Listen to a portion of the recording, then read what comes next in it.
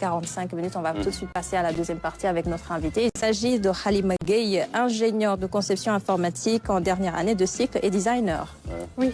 C'est ça. Une tête bien faite, hein, machallah, qui honore donc la gente féminine, mais elle est là en sa qualité de responsable du pôle communication de Enactus. Hein. Enactus, une organisation à but non lucratif qui qui essaie d'inciter les jeunes étudiants surtout, à s'intéresser à des projets ayant un impact social ou environnemental sur leur communauté. Alors, comment est né Enactus? Parce que je rappelle qu'Enactus, quand même, c'est une organisation mondiale, hein, voilà, qui est pratiquement présente dans tous les grands pays du monde. Et vous représentez l'antenne de l'ESP ici au Sénégal. Alors, parlez-nous de Enactus, de sa structuration. Alors, Enactus, il y a le grand Enactus, la maison mère, on va dire, le headquarter. Et il y a plusieurs sous-Enactus, comme vous avez dit, qui sont répartis dans différents pays. Et dans chaque pays, vous avez différentes antennes. Comme aujourd'hui, on est à l'ESP, il y en a d'autres à l'UGB, etc., etc. Et c'est la même chose dans les autres pays.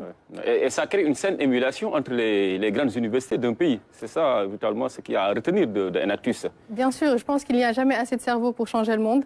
Et je pense que Enactus représente bien ça. Parce que c'est un concours de cerveau. On essaye d'amener les meilleures solutions pour changer notre communauté. Et comme on dit, empower our society is our priority. Et je pense que c'est la priorité de jeunes élèves ingénieurs qui veulent changer et impacter leur communauté. Et donc vous n'avez pas peur de célébrer l'élitisme?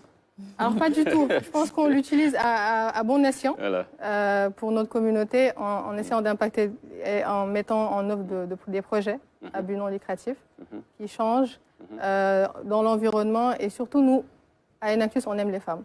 Donc, au cœur des projets, il y a beaucoup de femmes. Et notre projet vedette, il s'appelle Chérie. Je pense qu'on en parlera tout à l'heure aussi. Alors, parallèlement à nos universités, comment fonctionne Enactus? Par exemple, on peut prendre l'exemple de Enactus ESP. On sait que ESP, quand même, a une vocation. C'est de former des ingénieurs, hein, dans différents domaines. Mais parallèlement à cela, à cette formation première reçue, Enactus intervient comment? Alors, Enactus, c'est des soft skills. C'est un apprentissage à l'entrepreneuriat, à avoir un savoir-faire et à le mettre en œuvre. Donc, c'est une formation supplémentaire? Bien sûr. Donc, elle vient en support, en appoint à ce qu'on apprend tous les jours en classe. Donc, l'École supérieure polytechnique, et je salue tout le monde d'ailleurs, nous supporte beaucoup par rapport à ça. Et on a 6 départements, et les 6 départements sont confondus à Enactus. Donc, nous avons des élèves managers, des élèves ingénieurs en biologie, en informatique, en chimie, en électromécanique, etc. Donc chacun apporte son petit bout à l'édifice pour changer les choses. Donc vous poussez, Enactus pousse, comment Enactus peut, par exemple, intéresser un jeune à un projet, un jeune étudiant bien sûr, à un projet ayant un réel impact social ou environnemental? C'est par le biais de quoi? De bourse ou bien d'appel à candidature? Ça se passe comment? Alors Enactus est très sélectif, je tiens à le dire, parce qu'on fait du sérieux. Moi, ce qui m'a attiré dans Enactus, c'est les sourires. Je m'explique. Alors, on fait beaucoup de voyages, on voit beaucoup de gens, on est passé par Fatick, on est passé par Kaolack, par Ziguinchor, au travers de projets qu'on apporte à ces femmes et à ces hommes et à ces gens qui se disent, alors, on a des choses ici, et comment est-ce qu'on peut faire, en fait? Vous allez jusqu'à Fatick, Ziguinchor, alors qu'il y a des localités qui auraient aimé recevoir ces brillants cerveaux d'Enactus. Tivaouane Peulh, Médina Fall. Et je vais ajouter aujourd'hui, pour faire, disons, honneur aux habitants de Wakhinane Nimzatt. Hein? Alors oui. Wakhinane Nimzatt aurait aimé peut-être recevoir aussi ces brillants esprits. Oui, bien sûr. On essaie de ratisser large. On est aussi dans la région de Dakar avec le projet Terracène. Donc c'est un projet qui mène la culture sur table. Donc on fait des formations sur ça pour avoir des légumes toute l'année. Ah, ça c'est bien. Et dans la sous-région, on a des projets comme Dimbali et Moneng. Par exemple, dans la région de Kaolack, on est passé d'un taux de malnutrition de 15% à 0% avec le projet Dimbali. Et c'est la transformation des produits des produits locaux.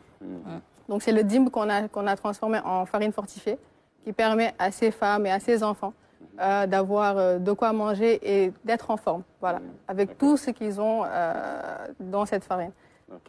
Voilà un modèle innovant, hein. Innovant, le mot que vous lâchez toujours, hein, surtout au détour de votre chronique, hein, qui revient sur les grands projets. Comment vous trouvez celui-là? Le DIMB aussi, c'est une espèce en voie de disparition dans le salon. Oui, bien sûr. Exactement. J'apprécie bien le projet, comme elle a dit, c'est du sérieux, hein. C'est élitiste, mais bon. J'apprécie bien le projet. Ma question se pose par rapport aux jeunes de très bas âge qui sont dans les collèges, les lycées. Ils ont besoin de modèles, comme vous le dites. Et quelle approche avez-vous pour cette tranche d'âge? Alors, on fait des tournées. On va vers ces gens. Et je pense que tout à l'heure, on en a parlé, les réseaux sociaux, c'est là où on les trouve le mieux. Et on essaie de faire ça, de communiquer. Et je vais passer par notre projet phare pour répondre à votre question. C'est Chéri. Chéri, j'en parlais tout à l'heure, c'est des serviettes hygiéniques réutilisables, accompagnées d'une tisane qui permet de calmer les douleurs et qui peut être utilisée comme ça. Et ça, on sait que ça arrive aux jeunes filles. Enfin, la puberté, ça arrive des fois à très bas âge. Et en leur proposant un projet comme ça, en leur disant qu'on a pensé à vous, qu'on vous apporte ces solutions, ça se dit, ah, il y en a qui réfléchissent pour nous. Et moi, quand je veux être grande, je veux être comme ça. Je veux changer aussi les choses. Je veux aussi impacter. Je vois d'autres problèmes que peut-être nous, Enactus, à notre niveau, on n'en a pas vu. Et comme je disais tout à l'heure, c'est un concours de cerveau. Donc, il n'y a pas de petits et de grands. Comme dans notre équipe, on a des premières années, des deuxième année, troisième année, jusqu'à cinquième année. Et on a aussi cet esprit d'alumni qui est toujours avec nous. Donc, on va vers les gens et on est super à l'écoute de notre cible. Alors, est-ce qu'une communauté peut venir vers Enactus pour solliciter ses services par rapport à un tel ou tel domaine? Par exemple, M. Ndour, qui représente ici Ndiaye Ndiaye, est-ce que dans le cadre de ses activités, il peut se rapprocher de vous, vous proposer peut-être une piste de collaboration sur un domaine qui nécessiterait votre intervention, qui permettrait d'améliorer le quotidien des populations? Ça se passe comment? Ou bien c'est vous qui décidez d'aller vers ces communautés-là? Alors, Enactus est ouvert au monde. Voilà. Nous ouvrons nos bras à tout le monde. Et nous participons déjà avec d'autres Enactus qui viennent au Sénégal, Save the Grain, je vais les citer. Donc, on peut travailler en collaboration avec des personnes, c'est-à-dire on a des projets qui ont des impacts environnementaux, sanitaires, humains, sociaux. Donc, on est ouvert à ces collaborations. Ok, là, je viens de vous tendre une perche. La passerelle, c'est une brèche. Elle est posée. C'est une passe décisive. Mais je pense que la question est importante. Je pense qu'Enactus gagnerait également à travailler avec les établissements scolaires. Exactement. Je pense que c'est vrai que le projet là est bon. Mais si vous parvenez à travailler avec les établissements scolaires, je pense que l'enfant dont il parle sera beaucoup plus atteint. Alors, on sait que ces projets, quand même, ça nécessite aussi un petit, quelques fonds, parce que c'est de la recherche. Il faut certains investissements également pour pouvoir concrétiser le projet à la base. Est-ce que vous avez suffisamment de mécènes qui sont là à vos côtés pour vous accompagner sur ce genre de projet-là? Alors, malheureusement pas. Malheureusement, non. Et nous sommes vraiment ouverts à ça. Nous sommes supportés par l'École supérieure polytechnique aujourd'hui, qui encourage nos actions, mais ce n'est jamais assez, parce qu'on veut toujours aller beaucoup plus loin et impacter beaucoup plus de personnes. Parce que des femmes, il y en a beaucoup, et chaque jour, il y en a plus. Des gens qui sont malnutris, il y en a beaucoup, et chaque jour, il y en a plus. Donc, on aimerait atteindre beaucoup plus de personnes, et ça nécessite de l'argent. Et comme je le disais récemment, l'argent, c'est le nerf de la guerre.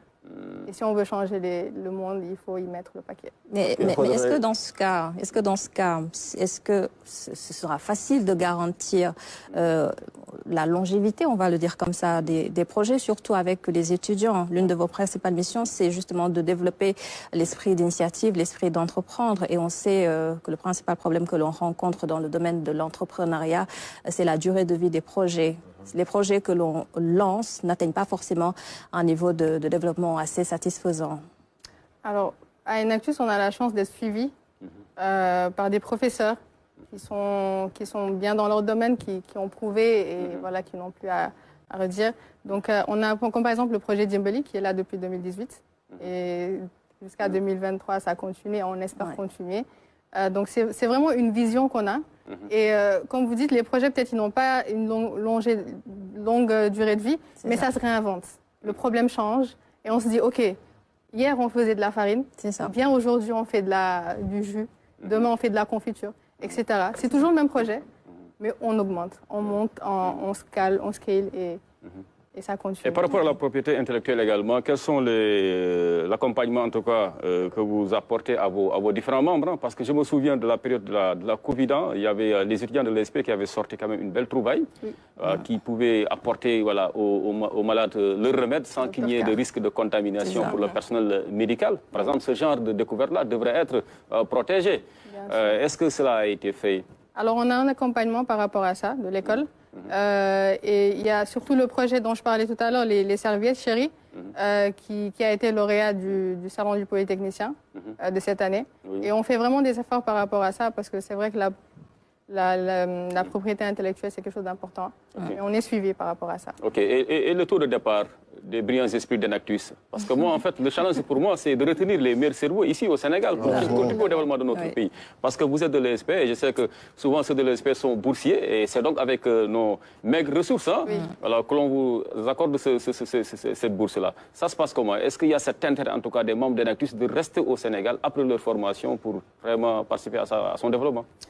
Enactus, je dis, il n'y a pas de frontières. Qu'on soit au Sénégal ou ailleurs, on est toujours un acteur. Et je sais, mais un acteur pour le développement du Sénégal. Bien évidemment. Voilà. Bien évidemment. Et ce qu'on attend des acteurs, c'est leur brillance. C'est ce qu'on a à offrir. C'est notre savoir-faire, c'est ce qu'on étudie. Et comme je disais tout à l'heure, on a nos alumni partout dans le monde qui sont toujours là. Tu as l'impression qu'ils sont, dans le pays. Mais effectivement, on a des alumni qui sont là, qui ont terminé leurs études, qui sont encore là, au Sénégal. Et nous, ce qu'on veut faire, c'est changer ici, en fait, avant d'aller ailleurs. Alors, on sait que le temps nous rattrape. Alors, parlons de votre prochain objectif. C'est celui-là, donc, de bien représenter le Sénégal à cette Coupe du Monde d'Enactus. Quel serait le projet phare qui serait mis en valeur par la délégation du Sénégal? Quelles seraient nos chances? Alors, quelle est aussi l'importance de cette manifestation pour vous? Alors, c'est déjà le Sénégal qui est représenté. C'est déjà beaucoup, je pense. Ensuite, on a été demi-finaliste l'année dernière. Donc, c'est une bataille à mener encore pour aller encore plus loin. Et pour les projets à amener, ce sera ce qu'on a, Chéri, Dimbali, Monène, Terrassen et tant d'autres. Donc on a vraiment beaucoup à proposer. Le Sénégal peut être fier d'Enactus. OK, ce sera aux Pays-Bas. Inch'Allah. Bonne chance à nos représentants. C'est ça. Merci beaucoup. Voilà, et félicitations pour